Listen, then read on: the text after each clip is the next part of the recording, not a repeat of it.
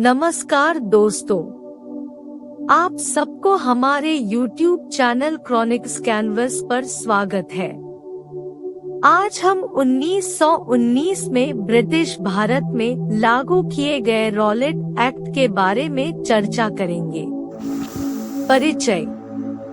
18 मार्च 1919 को लागू किया गया रॉलेट एक्ट, जिसे आधिकारिक तौर पर अराजक और क्रांतिकारी अपराध अधिनियम के रूप में जाना जाता है, इसे ब्रिटिश भारत की सीनेट की इंपीरियल विधान परिषद द्वारा पारित किया गया था।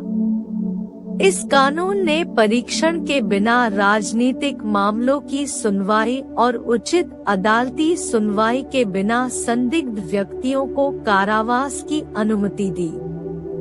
इस अधिनियम का उद्देश्य प्रथम विश्व युद्ध की प्रगतिशील घटनाओं के दौरान भारत रक्षा अधिनियम 1915 के प्रतिबंधात्मक प्रावधानों को प्रतिस्थापित करना था। रॉलेट एक्ट उन क्रांतिकारी राष्ट्रवादियों की ओर से कथित संभावित खतरे की प्रतिक्रिया थी, जिनके युद्ध के दौरान जैसी साजिशों में शामिल होने की आशंका थी। सरकार को चिंता थी कि भारत रक्षा अधिनियम की समाप्ति से ऐसी गतिविधियां संभव हो सकती हैं।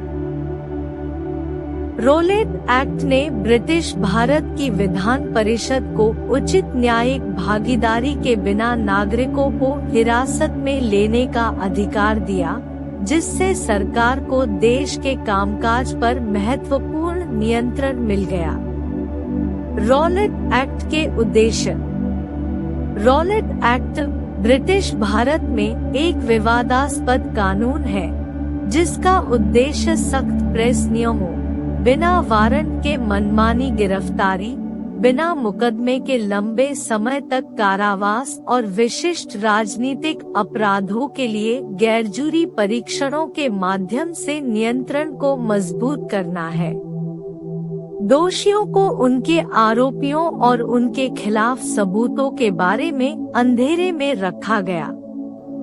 दोषी पाए गए लोगों को सुरक्षा राशि का भुगतान करना आवश्यक था और रिहाई पर उन्हें सामाजिक, शैक्षणिक, नागरिक या सांस्कृतिक गतिविधियों में भाग लेने से प्रतिबंधित कर दिया गया था।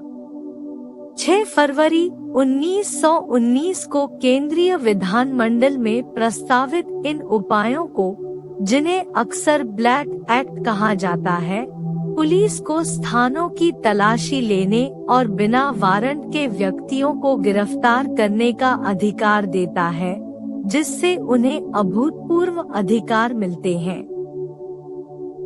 इसके वास्तुकार सर सिडनी रॉलेट के नाम पर रखा गया यह अधिनियम रॉलेट समिति की सिफारिशों से उभरा। इसने ब्रिटिश औपनिवेशिक सरकार को ब्रिटिश भारत में राष्ट्रवादी अपराधों के संदेह में ग्रामीण निवासियों को 2 साल तक हिरासत में रखने की शक्ति दी, जिससे अधिकारियों को क्रांतिकारी गतिविधियों को दबाने की अनुमति मिल गई। इस अधिनियम ने कारण चाहे कुछ भी हो, मनमाने ढंग से गिरफ्तारी की अनुमति दी, जिससे व्यापक असंतोष फैल गया।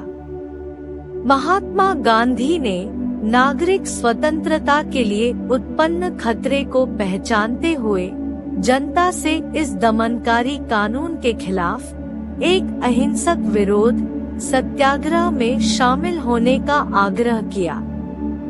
रॉलेट एक्ट ने भारत के बढ़ते राष्ट्रवादी उत्साह को रोकने, जनता के बीच तनाव और प्रतिरोध का माहौल बनाने के ब्रिटिश प्रयासों का प्रतीक बनाया। रॉलेट एक्ट का विरोध।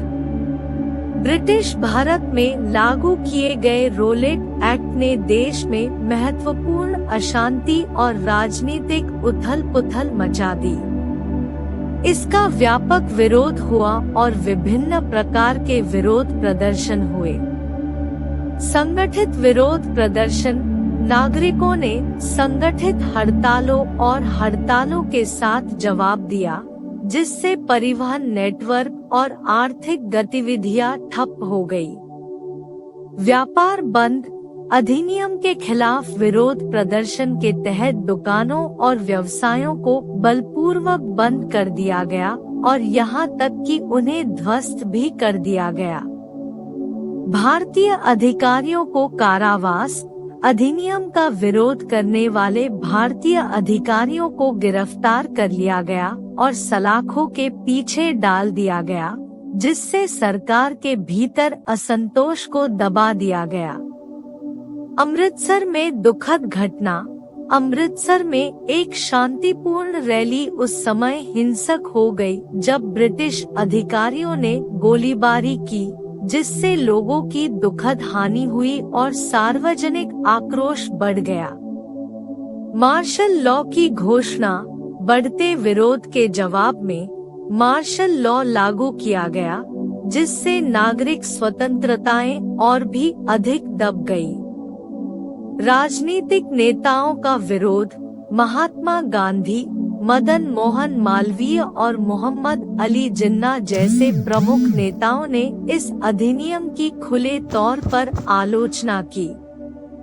विरोध में अखिल भारतीय मुस्लिम लीग का प्रतिनिधित्व करने वाले मालवीय और जिन्ना इंपीरियल विधान परिषद से हट गए। व्यापक प्रतिरोध। अधिनियम के कार्यान्वयन से न केवल राजनीतिक नेता बल्कि आम जनता भी क्रोधित हो गई, जिससे सरकार की दमनकारी कार्रवाइयों के खिलाफ व्यापक प्रतिरोध हुआ। इस अन्यायपूर्ण कानून का प्रतिकार करने के लिए महात्मा गांधी और अन्य नेताओं ने 6 अप्रैल 1919 को एक हड़ताल का आयोजन किया, जिसमें इस अधिनियम के प्रति अपना सामूहिक तिरस्कार व्यक्त किया गया और औपनिवेशिक उत्पीड़न के खिलाफ लड़ाई में भारतीयों को एकजुट किया गया।